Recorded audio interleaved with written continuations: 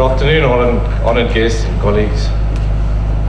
Those of you that know me will know me as a very simple individual and very difficult to show a lot of emotion.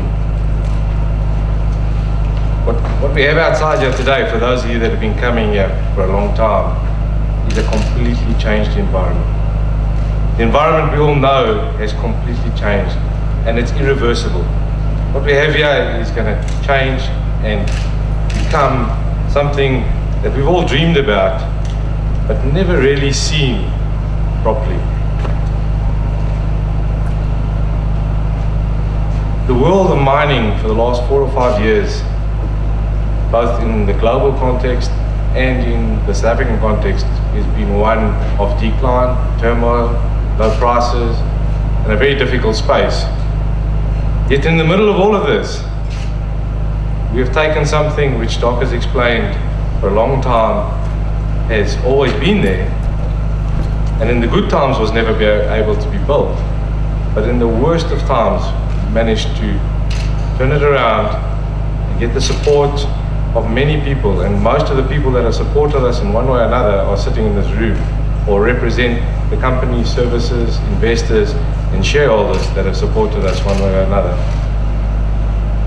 And we've raised 1.7 billion rand, and we are building a mine, and it can't be stopped.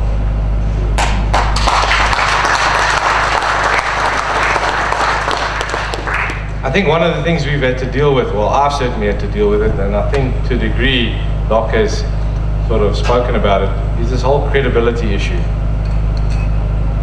There was an ore body. Everything's underpinned by an ore body. We have a fantastic ore body here. But no one, after you've been to the market 3 or 4 times and told them you're going to build a mine, and told them what you're going to do, and you've had a mining right for 4 or 5 years, no one believes you anymore when you stand there. So our approach has been a little bit different for the last 2 years. Besides the people we've been interacting with, we've kept a very low profile in the market, we've kept a very low profile in the world, and we've not promised things that we can't deliver. But today I can stand here and say, we are now credible, we are now building, and no one can tell me we are lying. There's some of us in the group, and Luke in the front here is one of them, Doc, Phoebe, and these members of the board from a long time ago, Jan Erasmus. They've been around for the long road, they've been around for a long time. And fundamentally, they're the core that has kept everyone honest, kept everyone focused on this. And we've come along at varying points in time, the new players in this. And all we've done is we've changed the batteries. We put new batteries in the machine and we've kept it going. But the machine belongs to Luke, Doc, Jan, Rudolph, David, and the core entrepreneurs that were behind this and that had a dream that we've been able to do. If I look at what is this mine, this is a 19-year life of mine. It's 12 million tons of proven reserve. We're going to mine 630,000 tons a year of ore. All of the mining is going to take place on the other side of the main road from here. We're going to tunnel it underneath the road. The plant is going to be situated just outside here. We're going to produce 180,000 tons of fluorspar. Currently, South Africa's production of fluorspar is around 180,000 tons. So we're going to double their production out of South Africa. We're one of 3 new mines in the world in the fluorspar space. And I think the other 2 mines in the world have gone through the same kind of process that we have, where no one actually believed, no one really supported, and the investors didn't come to the party. The mine is going to take roughly 21 months to build. What few people have told you today is that the starting of this mine creates the second mine. The cash flow from this mine will be reinvested and build the Walmersdal mine. So, as Doc said, it's the start of a process. It's a start of building something bigger. And we look forward to a successful commissioning and also successful cash flows, and our lenders are taking their bit, but there will still be something left to build Wagner. Where there's no pain, there's no gain. I think we touched on some of the regulatory issues, but I think there's two key ones for us besides the regulatory side. I think dealing with international shareholders, dealing with foreign direct investment. I think the world from an environmental place is changing, and we have taken a very deep look at the way we will manage the environment around this mine. You know, everyone looks around you now, and all we've really done since we started is destroy the environment around us. Okay? Mines unfortunately take up space, and unfortunately in doing that you do take away some of the issues. But what you can see outside you, some of those trees that you see outside you with the yellow bands around them, those are protected trees. Those will be left in the plant site. So they're not going to be taken away. There's a solid reason why they're still standing there. We have very strong protocols around noise, pollution, and environmental conservation. So we will probably be, through our interaction with our shareholders, our own management, and our other lenders, one of the best environmentally compliant mines in the country during this 19-year marriage that you speak about, Doc. I think our commitment to good neighbourliness also revolves around the communities, and I think Phoebe and her team and many of our other staff members have spent a lot of time with the communities in the area. I think to a degree the communities also suffered from the same credibility issues that investors did, in that we kept telling them we're going to build a mine. We kept telling our neighbours we were going to build a mine, and nothing happened. Nothing happened. So the reality is, this is the first opportunity we're really going to be given now to prove to the communities and to prove to the world that what we said is what we're going to do. And we've made significant commitments now in our social and labour plan, in our interaction with the communities around us. We're going to be building a vocational training centre before the mine is in operation. We're going to be training people in the area, both for the mine and for other purposes. We're going to invest money in education, in health services, and in some farm works. So we have made commitments, and we will stick to those commitments. I guarantee you that. I think some people have been for the long road, some of us have been shorter. You know, Doc said I haven't really been through the pain of the many years. I think that the last 2 years have been a very tough 2 years. I think one of the things we've been very good at as a team of people is sweeping away what I call curveballs. The world around us is a strange place, and most people see more problems in things than solutions. And what we've done for the last 2 years is chase solutions. Okay? And now we're in a world where me as an engineer, we can go and build and be comfortable in the world we are. I don't have to go and talk as much to bankers and lawyers anymore. But I do appreciate you being here. I don't want to keep too much of your time. I think Doc went through a lot of the history. I think we've got a bit of a groundbreaking ceremony. I just want to say thank you to everyone in this room. I'm going to go through a list of thank yous now, and there may be one or two that I miss, because it's a big group of people.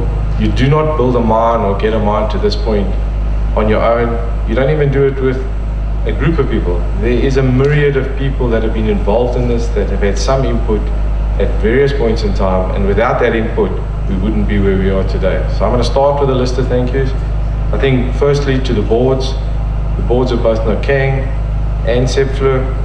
I think that Doc actually epitomized it on the podium here. They kept the faith. They believed, okay? And it's not an easy space to believe in. And we anticipate that that's going to be continued, Doc. I think someone that we don't really see here today, and we must pay tribute to, is our major shareholders. You know, they've stood by the project through thick and thin. They've had to step up to the plate a couple of times when we ran out of money, when we ran out of funds, and they believed, and they kept putting their money down, and eventually they've been rewarded by the fact that we are now building this mine. There's a large group of people in this room from Sepfluor and Nokeng. They are the employees and the team that we work with every day. They are the people that have sat behind this project. They are the people that have done this work. And they are the people that have been most at risk, because if at the end of the day the mine didn't take place, their jobs were on the line. And to them I say thank you very much. Enjoy the day, it's your day. You're going to come back here in 21 months' time and you're going to have another party, as you said, and commission this mine. But thank you very much to my team.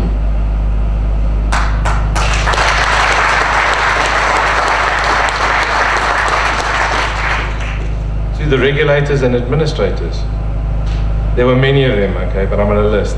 The Department of Mineral Resources, Environmental Affairs and Tourism, Water Affairs, the City of Tshwane. We've worked with all of you at various different points in time. The support has been unanimous.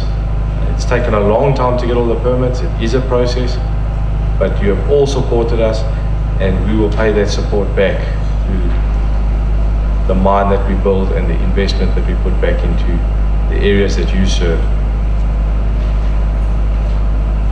I think we must thank all the institutions that have put funding into this. And there's a large number. I think you don't realize how many institutions are involved. We talk about the big ones, but Amid Funds, who are a major shareholder, put the majority of the money into this. It's a fund headed by Carla Baravale, David Twist, and Rudolph de Bruin. This is not the first project they've worked on. It's not the last project they're going to work on, but they've had tremendous faith in us and they put a lot of money in. Sepfluor, headed up by Dr. Delau, Traxxas Projects, Kurama Capital, Tribus Capital, Nedbank, FMO, DG, and then the DTR. The DTR has also subsidized some of the project, some of the infrastructure related aspects of the project, and for that we thank them. To our customers, we're not at liberty to disclose who those customers are. I think in the fluorspar world, who your customers are and how you relate to them is a trade secret. However, without them, we would not have been able to lock up the finance deals that we have. So to them, thank you very much. To our EPC contractors, which is a joint venture between DRA, Group 5, you've got a big job to do now. We're looking forward to it. We're looking forward to you doing it under budget, ahead of time. Okay.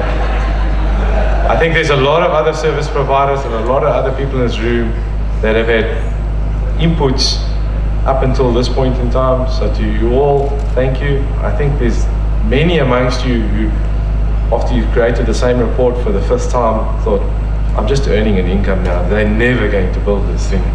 But today you're here and today we're building.